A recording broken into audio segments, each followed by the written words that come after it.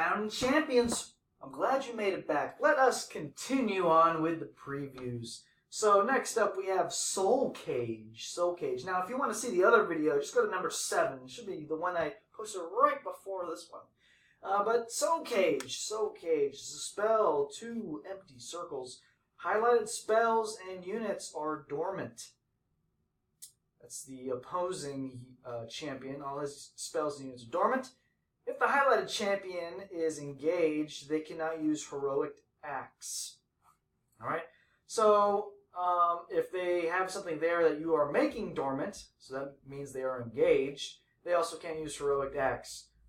So, I assume that is from the blessing and the champion that can use it, obviously, because the units and the spell is dormant. Soul Cage lasts for 2 turns.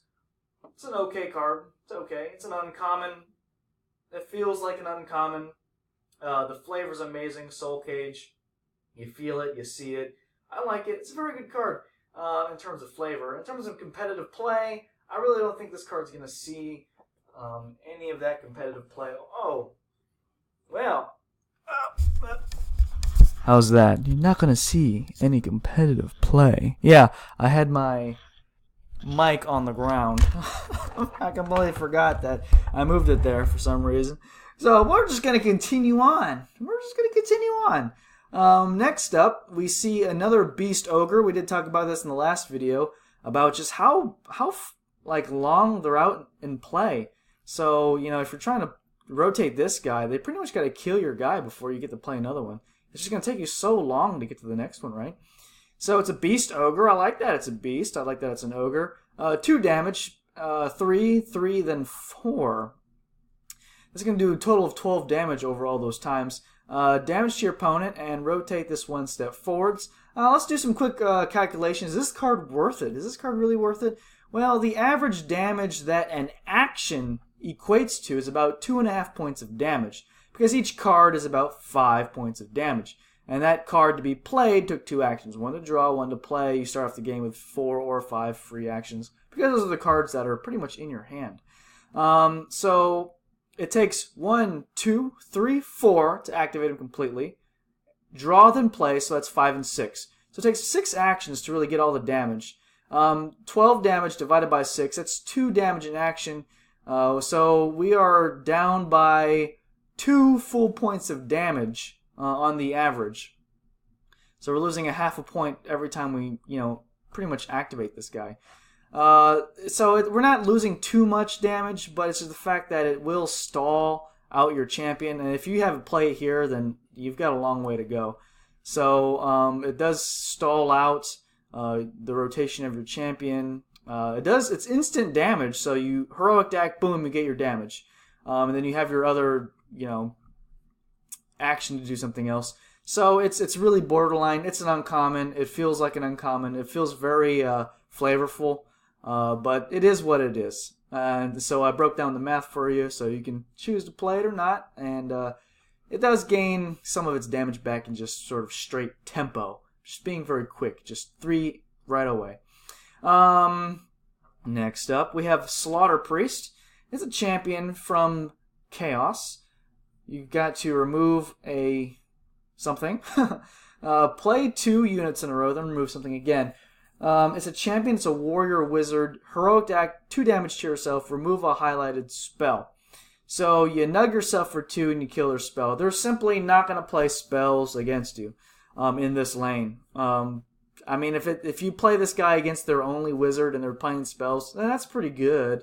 That's really the only time this is really that good. It's an uncommon. It's not a rare, obviously.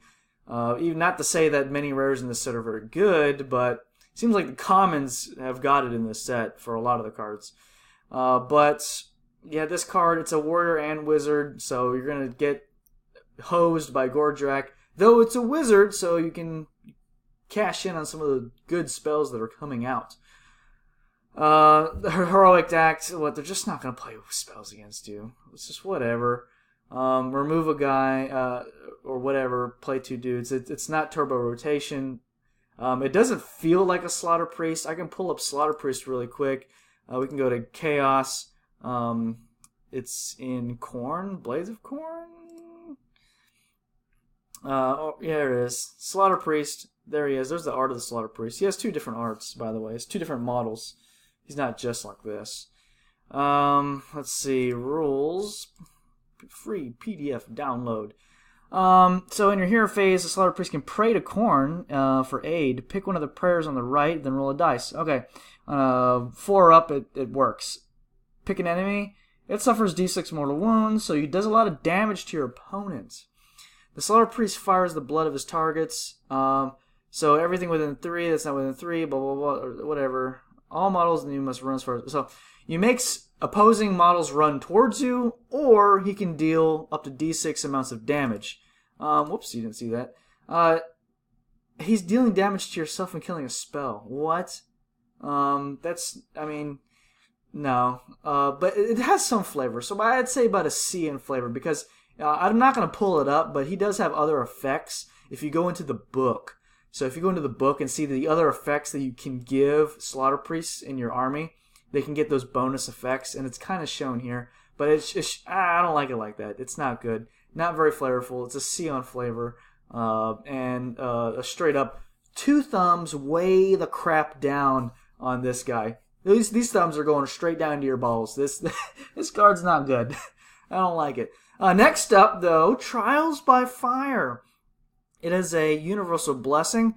Anybody can play it. Actually, blessing passive. When a highlighted unit leaves play, deal damage to your opponent. So if they lose 3 units, it now leaves play. You don't just have to kill it or wait for it to exhaust. It just has to leave play.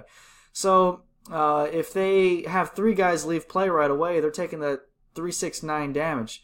So 9, 18, do the math, guys. This could do a lot of damage, but they're not just going to keep playing into it and then somehow all their guys are leaving play. So you're never going to see that amount of damage unless someone's trying to make it happen.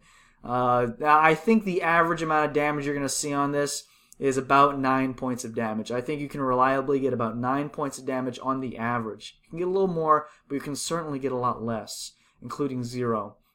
So I think the average amount of damage will be 9. So if you want to flip a blessing over and do about 9 damage, then sure. But play it, I guess. So plenty of flavor, especially from actually you're just roasting when things are dying. Competitiveness, not too competitive. You're not going to see this very much. But next up, we have a big card to talk about, guys. A really big card. We might not even get through all these yet. Big card to talk about, Zangor Skyfires. I've seen some funny comments on this, but it's just, what in the world? Another rare, and a lot of people feel this is bulk. I say we because I'm kind of included. I don't think this card's very good. Does nothing. Damages your opponent by 1, you draw a card. Damages your opponent by 2, you draw 2 cards. But then it's got this last stand. If your opponent kills it, or if you kill it, whatever, your opponent gains 2 health. I mean, come on. I don't like it. Flavor, F. No flavor whatsoever. The Zangor Skyfire used to be the best unit in Age of Sigmar Champions, for Age of Sigmar, the models game, for so long. And it doesn't do anything like this. You don't... What do you... You're not gaining anything. When it dies, your opponent doesn't gain anything. You don't gain anything if it does damage. It kills any models. That's about it. It's bad. It's flavor, F. Competitiveness, for a rare, F. Terrible. Thumbs down. Thumbs down straight to the floor to square one. You know, thumbs down straight to China. That's how far these thumbs are going. Okay? So, not good, bad, awful. Now, is there a time and a place somewhere in the world where this can be good? Sure. Here and now, no, it's not. Do I think people are going to play with it? Absolutely. People are definitely going to play with this card. It's just that if you ever see a tournament result, top 8 tournament result, you're not going to see this card in their main list or in their deck at all. And they're, what do you start off with? 30 plus, then you have 9 card sideboard, and they're 39. You're not going to see this at all. Terrible. No way, Jose. Barrel Fire Corpse card is next. Vehicle Risen is the second vehicle we've seen so far. The first one is that other thing that nugs him for 3, you gain 3, whatever. I don't know the name. People hardly play with it. X. Deal 1 damage. Shuffle a non-vehicle from your discard pile back into your deck. X. And then 2. It's a common. Not much to talk about it. You might see play in a sideboard. Next up, Price to Pay. It's an ability by any wizard for Chaos. Can only be played if a highlighted unit was removed this turn. You or your opponents. Now, removed. Not exhausted. You may search your deck for a spell and move it to your hand. If your deck was searched this way, shuffle it afterwards. Okay, so if something leaves play, basically change out Price to Pay for a spell. Sure. Now, if you're playing something like a deck is centered around spells, Chaos does have some of those decks like a Pain-Induced Fury. Yeah, you're going to probably play this card to try and get that card. So, well, let's see. Play, yes. Is it competitive? I think so. I think it's competitive. Mildly competitive. Flavor-wise, absolutely. Tons of flavor in this card. Tons of flavor in this Zinchi, very Zinchi card. And that's a Zinch character in it, if you didn't know. Of the 4 Chaos Gods. Next up is Split Casting. I do like this card. Just want to start off by saying that. Ability, Wizard, 4 order. This can be played while controlling a spell, which is awesome. Outstanding. Do we have any spell followed by abilities? Yeah, we do. Spell followed by ability. It's not you need to play a Realm of Fire spell, though. So maybe something else. Anyways, let's get back to it. Where is it?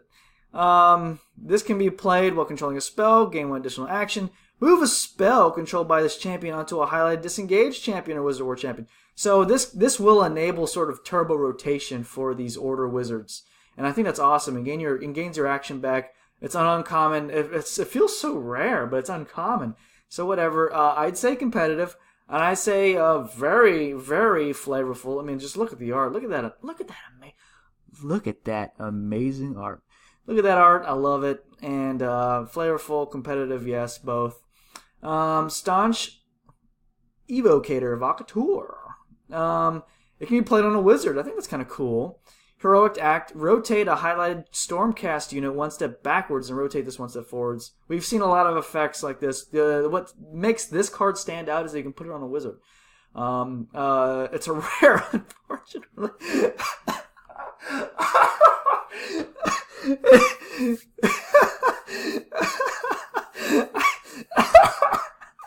I just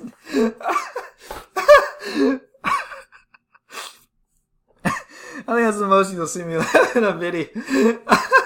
I didn't see this prior to... I saw this card earlier, but I didn't notice that it was a rare.